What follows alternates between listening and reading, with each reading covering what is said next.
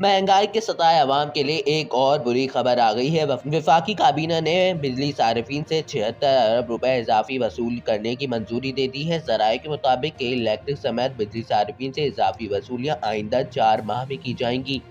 रकम power holders company की कर्ज के सूद की मद में वसूल की जाएगी, जबकि इस सिलसिले में वफाकी काबीना से काबीना डिवीजन की समरी की सर्कुलेशन के जरिए मंजूरी ले ली गई है। सार्फिन से इजाफी सरचार्ज के जरिए मार्च से जून 2023 के दौरान वसूलियाँ की जाएंगी, जबकि बिजली सार्फिन पर 3 रुपये 39 पैसे फी यूनिट का इजाफी सरचार्ज लगेगा। बिजली सार्फिन से इजाफी वसूलियों के लिए फ़ी यूनिट सरचार्ज 3 रुपये 82 पैसे हो जाएगा।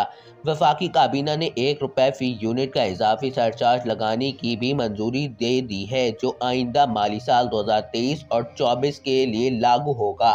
वसूलियाँ 300 से कम यूनिट वाले बिजली सार्फिन से नहीं की जाएंगी, जबकि के इलेक्ट्रिक सार्फिन पर भी इजाफी सरचार्ज का इतलाक होगा। ऐसे ही वीडियोस देखने के लिए हमारे इस चैनल को सब्सक्राइब करें और बेल आइकन दबाएं ताकि हर आने वाली अपडेट आपको मिले सबसे पहले।